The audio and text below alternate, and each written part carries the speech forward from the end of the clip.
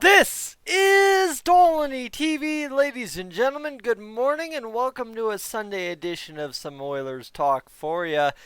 As you know what, in a one way, I must say, now that it is pause season and now that I'm finally getting around to it, I must say I am very, very glad I have waited this long to discuss this topic.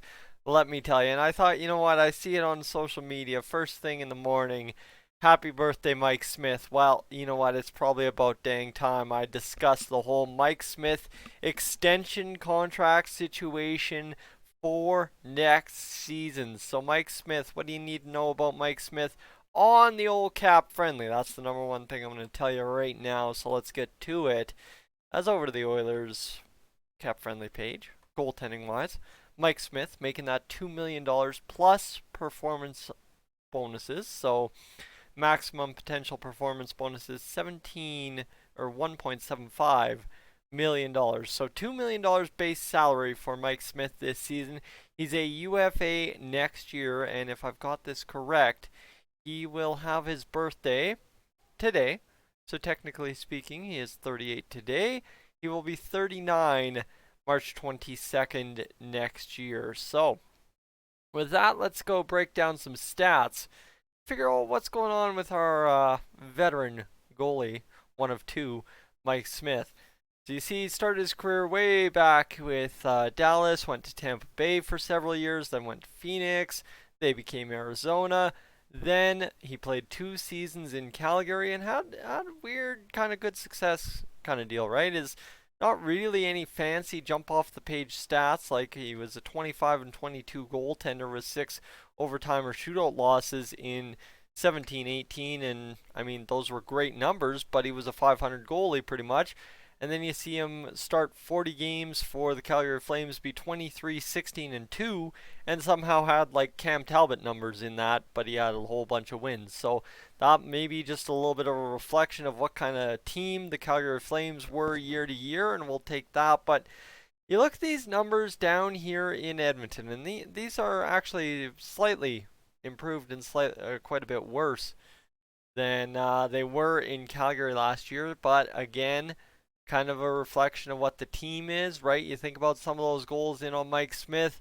There is not a dang reason it's Mike Smith's fault. Now, yes, the other half of them absolutely are Mike Smith's fault, and you live and die by the sword. But let's just break it down. 19 wins, 12 losses, 6 overtime losses or shootout losses this season. And then you have a total of 106 goals against, so he's just about to break that mark next game probably, if he plays the next regular season game this year, than he had against the Calgary Flames last year. And then the big part here is you see like he had 109 goals against in 960 shots. He has 981 shots and only 106 goals against. That's a big check in the column right there, right? He's faced more shots. He's been a little bit more reliable. 902 save percentage, so that's .04, but still, we'll take what we can get. And then you kind of come on down. He's only had 1 shutout this year. The quality starts 459, .459. That's a 45.9% quality start rate. That is, you look back all the way to the Tampa Bay days when he first got there in 07-08 is when his quality start rate was less than it is now. That's quite something, right? Is, you know what, Mike Smith won us a lot of games he shouldn't have, and this kind of thing and that kind of thing, but you know what, like the stats kind of say, ooh, maybe not as good as going ahead. We've had this discussion before, so I'm not going to hang my head on it too much. But you see this goals against average, pretty much, hold on, what is going on there? Nothing to worry about there. His highest penalty minutes of his career, and of course the 2 assists with the puck handling. So that's Mike Smith's career stats. Now the question when it comes to Mike Smith is how you re-sign him, if you re-sign him, right? Is he's going to be 39 before the playoffs start next year. That's, in the NHL pause season as it sits, that should be a guarantee. Now, that said, completely unknown, right?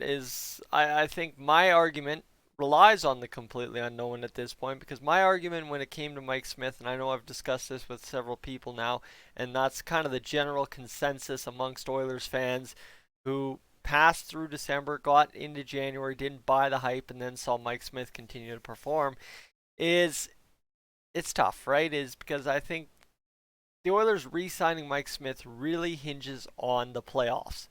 Problem is, here we are finding ourselves in uncertain times across the world and in the NHL.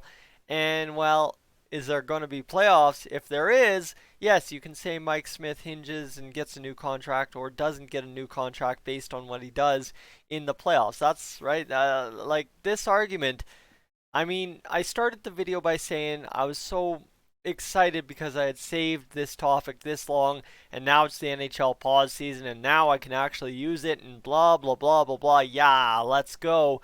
I've got content on Sunday for you, but realistically, as much as I can be excited by that, as much as I can say, oh, yes, yes, this is this long time coming, this is exactly what I've waited to tell you, half my argument sits and hinges on having playoffs.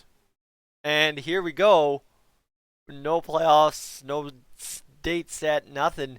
Because the uncertainty just continues to be day to day, hour by hour, as opposed to, oh yeah, by March 30th, we'll know what's up and we'll be continuing. No, we have no clue. We have no clue. And that's kind of the crazy part about this. But just go back to the stats here for a second.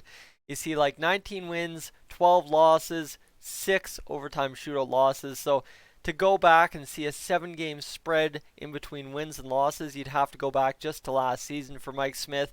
So its consistency is there. Now, obviously, the aging of a goalie, the save percentage up, but he's faced more shots. Goals against up. That's tough. And then you kind of look at it this way, right? Is some of the other stats, if you know how to read them, aren't looking that great. And then, right, hasn't had any award consideration for several years, but he's a quality guy in the locker room, quality guy in the lineup, quality guy all around. Mr. Mike Smith, who's celebrating his birthday today. And you sit here and, well, okay, let's figure it out. If you remove the playoffs, right? Playoffs might cause us to overpay for Mike Smith, and that's the last thing we want to do for a goalie who's 38 going on 39 next season. Okay, so remove the playoffs from the situation, and let's start talking dollar figures. Well, Mike Smith, at performance bonuses entitled, it would be $3.75 million this year for him. So, okay, we're not going to pay that fully out probably, but right, okay. So 3.75 this year. I'd be expecting out of Mike Smith probably your ballpark and 1.5 with another million and a half of performance bonuses, right? Based on this, so a potential of up to 3 million. That said, the new reality of the NHL after all this is blown over and good to go, you could be looking at tough. I don't know. How do you call it, right? Is if the cap goes down and a whole bunch of stuff gets reconfigured around, well, oh, maybe 1 mil with 1.5 mil bonuses, 1 mil with 1 mil bonuses, right? This is, as much as I was really looking forward to doing this video, and I think I figured this out as we went along today, is a lot of Mike Smith's next contract, if he gets the next contract with the Oilers, hinges a lot on what happens next in the world and in the NHL. That's kind of the tough part, right? Is whatever happens next in the NHL or around the world is going to determine what happens next for Mike Smith. So I'm excited to see. And obviously, the tough part is, I mean, for Mike Smith, a little bit in limbo. A lot of UFAs around the NHL, I would say, are in limbo as this whole thing draws to a conclusion hopefully here soon, and then we start getting back to business as usual, right? We've talked about Raphael Lavoie yesterday, so we are building towards next season.